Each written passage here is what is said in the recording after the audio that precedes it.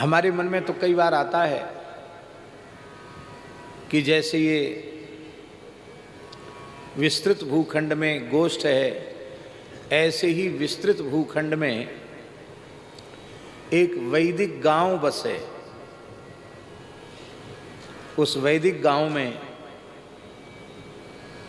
कहाँ ब्राह्मणों का निवास होना चाहिए, उनको सबको पृथक पृथक उनके आवास हों, उनके अग्निहोत्र की व्यवस्था हो, वो आहिताग्नि हो, और फिर क्षत्रिय वर्ण कहाँ हो, वैदिक क्षत्रिय कैसे होने चाहिए, वैदिक धर्म परायण वैश्य कैसे होने चाहिए, और वैदिक धर्म का समादर करने वाले, वैदिक व्यवस्था का आदर करने वाले हमारे चतुर्थ वर्ण के भाई शूद्र वर्ग के लोग कैसे कहाँ रहने चाहिए। और ये संभव है, गौ माता की कृपा से संभव है। कहीं न कहीं एक नमूना तो हो। अब इन्हीं बटुक वृंदों में से ठीक से अग्नि की, गुरु की, गाय की, वेद की उपासना करेंगे तो ये समावर्तन संस्कार पूर्वक विद्वान होकर, षडंग वेदों के विद्वान होकर फिर उत्तम गृहस्थ बनेंगे। हो सकता है इन्हीं में से ब्रह्मचर्यादेव प्रव्रजेत। दो तरह की विधियां हैं ब्राह्मण के लिए। पहली विधि है आश्रमात आश्रमम गच्छेत, ब्रह्मचर्य से गृहस्थ, गृहस्थ से वानप्रस्थ, वानप्रस्थ से सन्यास। दूसरी विधि है ब्रह्मचर्यादेव प्रव्रजेत इति श्रुति, ब्रह्मचर्य से ही वो सन्यास की ओर जाए। तीव्र वैराग्य हो, उत्तम अधिकारी हो तो ब्रह्मचर्य से सीधे सन्यास की ओर जाए। इनमें अच्छे महात्मा भी बैठे होंगे, हम लोगों को पता नहीं, जिनसे राष्ट्र को, समाज को, देश को प्रेरणा प्राप्त हो। अनध्याय के दिन ये लोग महाराज जी गोष्ठ में सेवा करते हैं, गो सेवा करते हैं। वहाँ भी गोष्ठ है, वहाँ भी आप लोग अनध्याय के दिन गोष्ठ में सेवा कीजिए, गायों के बीच में समय बिताइए और प्रातःकालीन संध्योपासन आदि संपन्न करके एक बार छोटी परिक्रमा ही सही, पर यहाँ आकर गोष्ठ की परिक्रमा भी नित्य हो जाए तो बहुत अच्छा है। और सत्संग तो मिलेगा भी, और इनका दैनिक पाठ भी चलेगा। विद्यालय भी बंद नहीं है, विद्यालय भी चलता रहेगा।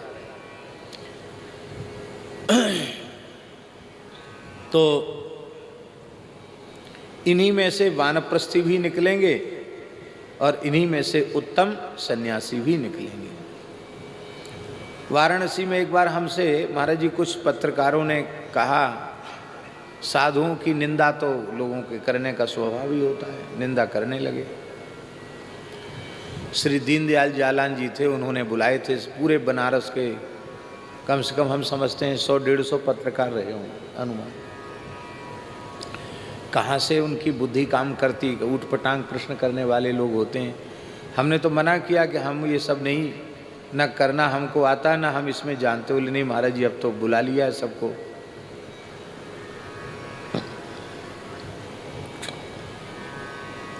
उनमें से एक महानुभाव संतों की बड़ी निंदा करने लगे।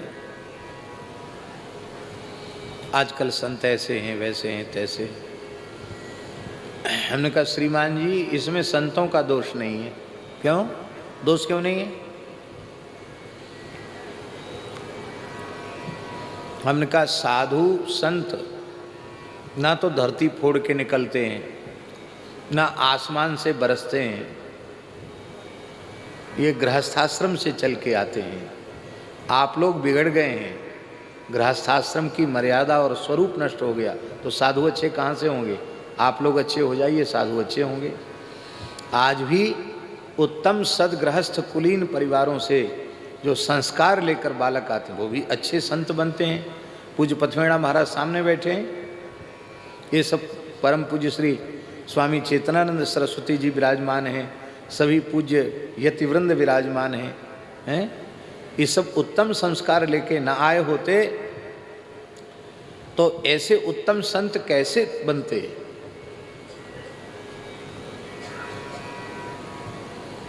फिर बोला कि ये आप लोग सब समय बर्बाद करते हैं, राष्ट्र के विकास में सबको योगदान देना चाहिए, क्या फ़ायदा है, भ्रष्टाचार बढ़ रहा है, यूँ हो रहा त्यों हो रहा है। वो कथा वार्ता 1 महीना की कथा थी वहाँ, महीना भर का समय, इतना धन नष्ट हो जाएगा। साधु भी बहुत गए थे वृंदावन से, पूरा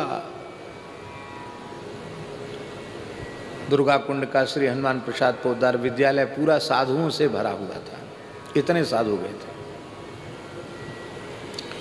पूज्य बक्सर वाले महाराज जी की कथा चल रही थी राम जानकी वट में 80 घाट पर, परम पूज्य श्री पंजाबी भगवान के यहाँ।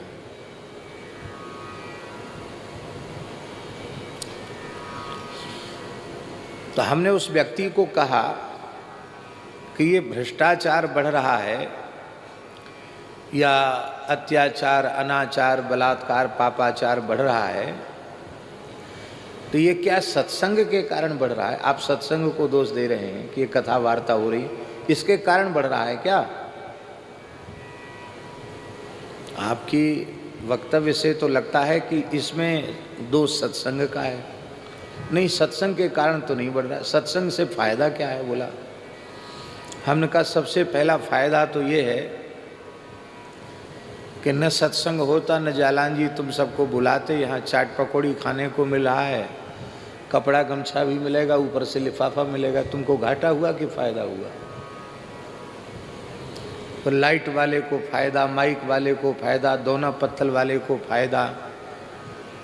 और जो लोग बैठेंगे जितनी देर सत्संग में उतनी देर झूठ से, प्रपंच से, पर निंदा पर चर्चा से बचेंगे, व्यसनों से बचेंगे। हानि बताओ तुम, फिर हम लाभ तो हम गिना रहे हैं, तुम हानि एक भी प्रकार की हानि बताओ, सत्संग से हानि क्या है? उत्तर नहीं दे पाए। फिर सब गए, जालान जी बोले महाराज इतने कठोर उत्तर देने वाला तो हमने कोई, आप तो एकदम हाजिर जवाब हैं, कैसे उत्तर दिए? मैंने कहा भाई तो हमारा तो पहली बार पाला पड़ा इन लोगों से।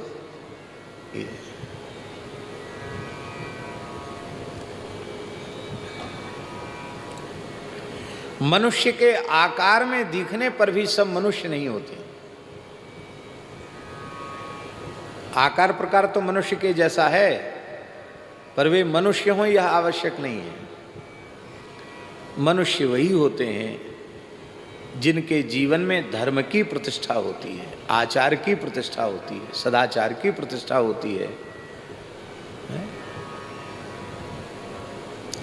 कर्तव्य का जिनमें विचार होता है। ऐसे धर्मनिष्ठ, सदाचार संपन्न, शास्त्रों के सिद्धांत को जीने वाले, उन्हीं को मनुष्य कहते हैं।